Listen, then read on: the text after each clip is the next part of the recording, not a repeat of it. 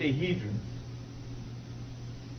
But the edge octahedrons were incomplete. So I still had a symmetry. So I went back to the drawing board, back in my van, trying to, I've got this in my brain, and I'm noticing that some of the faces of the octahedrons are not covered. So it's asymmetric. So I decided I have to keep adding tetrahedrons till I gain symmetry. So I kept on adding tetrahedrons, and to cover all of the faces, I had to add 24 tetrahedrons to the ones that were already there. So this is one isotropic vector metric is 20. The other one is 20. That's 40 plus 24. 40 plus 24 was 64 tetrahedron metric. The 64 tetrahedron metric is a match to many, many things. I'm going to give you a hint. There's 64 codons that generate the 20 amino acids of your DNA structure. Okay? Now, when I found the 64 tetrahedron grid, then I realized that that was the quanta in which symmetry was present everywhere, and equilibrium was truly generated at the center. But what got me really excited is that I realized what I had built. What I had built was a fractal structure, just like the 2D fractal structure I showed you at the beginning, but this one in full 3D spherical coordinates. The only true fractal 3D spherical coordinate that you will find.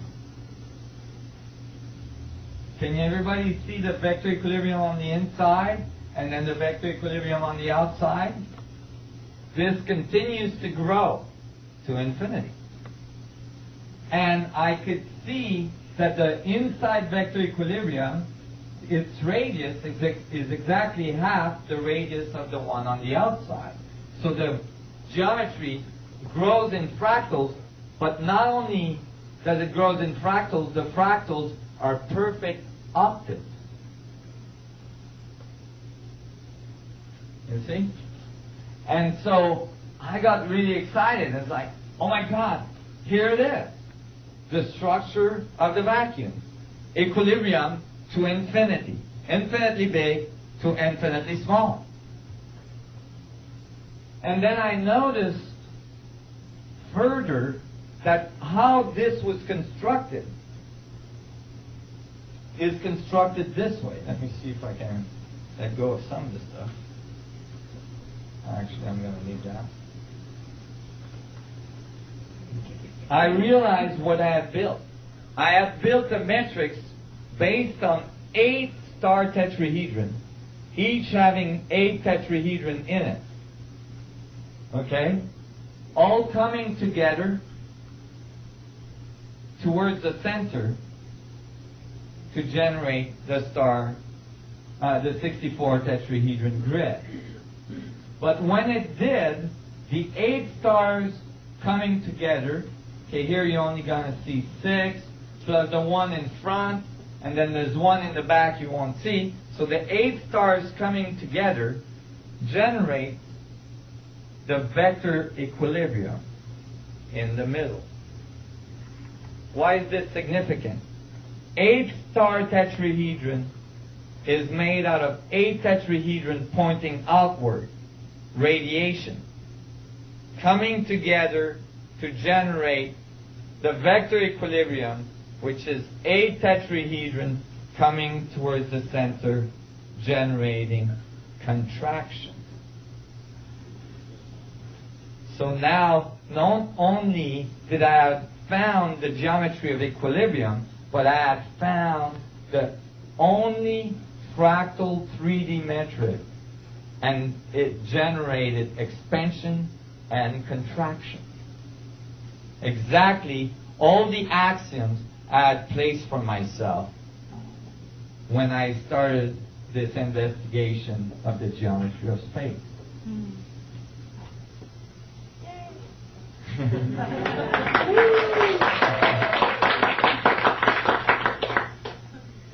I was so excited. I'm still excited. I was doing this in my brain. I didn't have a computer, and I confirmed it later on computers. But I was like, oh my God, this is so awesome. And then something really weird happened. I knew I had the fundamental structure of space.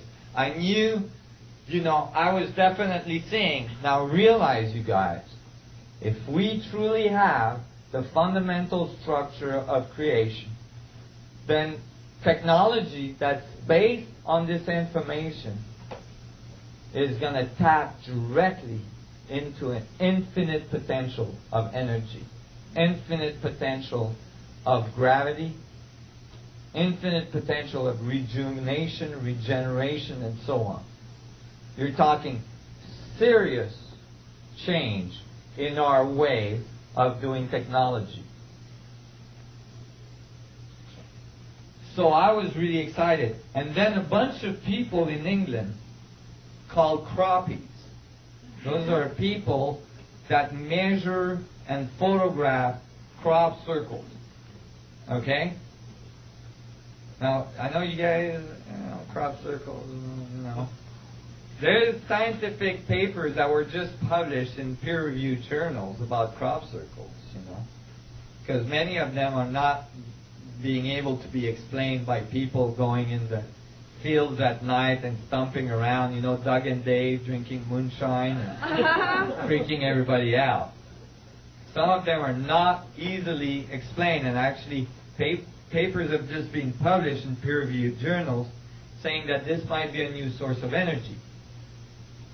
But the croppies that I'm talking about decided in 1997 that if somebody was trying to talk to us through the crop circles, maybe we should talk back. So they went in the crop circles and they wrote in big letters by stomping around with their boots, what do we need to know? Good question. And the next crop circle that occurred was the largest crop circle to date at that time. And this one.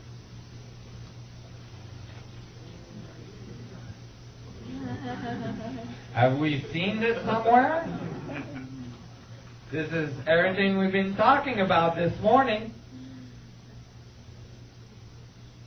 What do we need to know? Well, that's really nice. They give us this.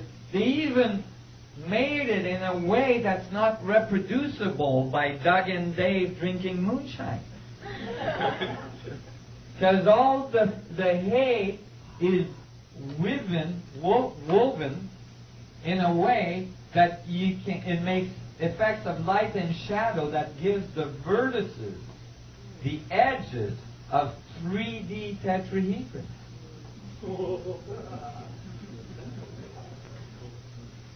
That is not easily done in the middle of the night.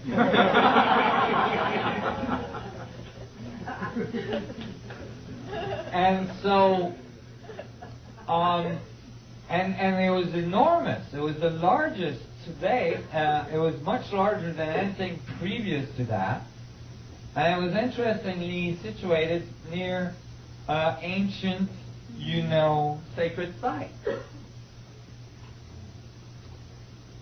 And then a few weeks later, the next crop circle, a few weeks later, was another iteration of the same thing. So they were insisting on the pattern. What do we need to know? You guys get it? Look at tetrahedral fractal geometry. Right? How do you fit infinity in a finite space. Note that on these fractal curves, although there's not a boundary around the whole thing, the boundary is implied because the circles are all there of the smaller boundaries of the fractal. You guys follow this? So I was like, oh my God.